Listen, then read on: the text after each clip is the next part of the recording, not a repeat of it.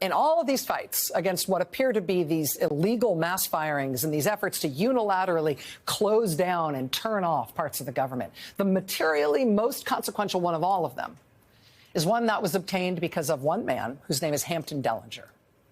Trump tried to fire him in the first week in February. Mr. Dellinger fought it immediately. He fought it long enough and hard enough that while he was able to retain his post, thanks to a judge's order, still under fire from Trump, he succeeded in enlisting the Merit Systems Protection Board to reverse thousands of baseless firings of so-called probationary employees. Among the direct results of what Hampton Dellinger did are more than 5,000 people at USDA who yesterday were told they must be reinstated to their jobs. Hampton Dellinger today himself announced that he is ending his one-man fight to stay at his post at the Office of Special Counsel, which looks after whistleblower rights, which looks after the rights of government employees to not be fired for corrupt or improper reasons. He left that job today after an appeals court ruling basically made clear that he must.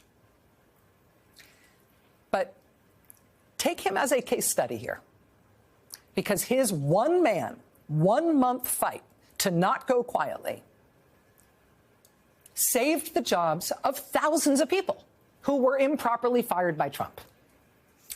And that fight set the bar and set the tone for what it means to refuse to go quietly and to make as much good trouble as you can every single day that you can for as long as you can.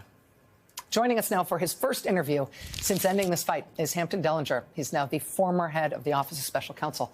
Mr. Dellinger, it's really nice to meet you. Thank you for being here. Thank you for having me. I'm sorry that this was your last day. Yeah, I'd rather be at work. Yeah. Well, tell me about your job. Tell me what your job was. Well, for almost a year, I was the place that if you're a federal government whistleblower and you see wrongdoing happening on your job in the government, you could come to my office and report it. I could initiate an investigation. And if you happen to be retaliated against for blowing the whistle, I could help protect you. That job, for obvious reasons, when you think about checks and balances, is an independent job. One in which Congress created the job, yes? 50 years ago. Congress created the job and created it in such a way that the president couldn't come in and say, I don't like what this guy is doing protecting these whistleblowers, get him out, I want my own guy in there. Specifically the design of the job, right? That's right. And for 50 years, presidents had respected that design, had respected that there would be a limited but important role for my office and that we would have a measure of protection. So we wouldn't worry about losing our jobs when we stood up for other federal employees who are unlawfully losing their jobs.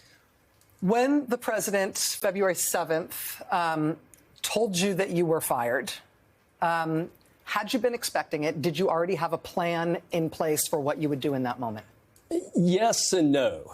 I had seen inspectors general, really capable, hardworking IGs be ousted.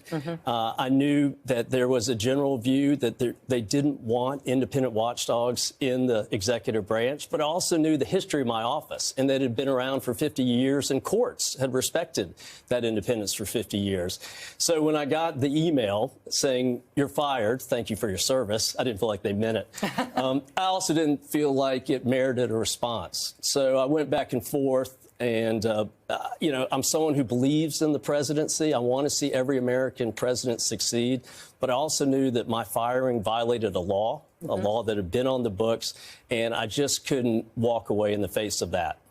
You fought for a solid month since that happened.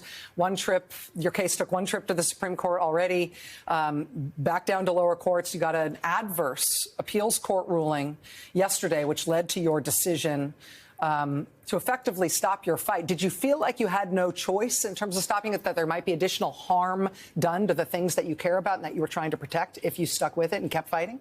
Certainly that was an aspect of it. I had a 3-judge panel that was somewhat conservative, and that mirrors the Supreme Court. So I knew that it could be an uphill fight, even though I disagree with the court's ruling, and I would disagree with the Supreme Court if they found my position unconstitutional. But the other issue, Rachel, is it was going to be months, maybe a year before I'd get a final answer. I'd be on the sidelines the whole time. And I've seen the damage over the past month or so that can happen in days, sometimes even hours, to these federal agencies when the laws aren't being followed. And so the idea of trying to come back in a year and fix what I think might be broken forever in terms of the independence of my agency was not something that I thought I could do. You talk about not wanting to be on the sidelines for that duration of that kind of a fight, waiting for something to get up to and through the United States Supreme Court. What does not being on the sidelines mean? What do you plan to do now? Today's day one out of government service. Yeah, rest maybe, but I tell you, I can't let go of yesterday. I started out in the morning and helped get 6,000 unlawfully fired federal employees their jobs back. Yeah. And at the end of the day, I'd lost my job. And so it was my best day at work and my worst day at work on the same day. So I'm going to hold on to that for a little bit. Well, don't hold on to it for too long. I mean, you have seen things, the skills that got you this job in the first place and that allowed you to perform those duties for the past year, but also what you have seen about what it means to fight. It's part of the reason I wanted to talk to you tonight, because you embody an example here of what it is to stand up and put your name as the plaintiff on that suit against the government, to stand up for the way the American people ought to be treated. We very rarely ask individual human beings to say, I, the named plaintiff, am here to stand up for the people against the government that is mistreating them. And it takes something. It takes resources. You had help in filing the suit? I did. I had brilliant lawyers who assisted me. I got a lot of support from whistleblower advocacy groups, from military veterans groups, because a lot of my job was focused on the VA, which is why, by the way, I think it makes no sense for the president to put in the secretary of the VA. I honor his military service, but he's got a big job on his own to do. And the idea that he could be in my job investigating himself is just the essence of a conflict of interest. They dual-hatted the VA secretary and your job. That is the plan as of a couple of weeks ago. But to your broader point, I'm just one person, and I was inspired by others. I saw the acting U.S. attorney for the Southern District of New York stand up and for the rule of law and not sign off on something she didn't think was right. Danielle Sassoon, that's yes. Right. I saw the inspectors general, who I'd worked with hand in hand for a year, being ousted, and I knew their integrity and their talents. And I feel like the easiest thing for me to do was just to follow the law. That's what I'd done every day in my job, and I knew my firing violated the law. So I just held true to that. I listened as I was thinking about whether to file the suit or not to Shelter in the Storm by Bob Dylan. And I just think for a lawyer, the shelter in the storm, in chaos and uncertainty, is the law. And that's just what I've tried to hold on to.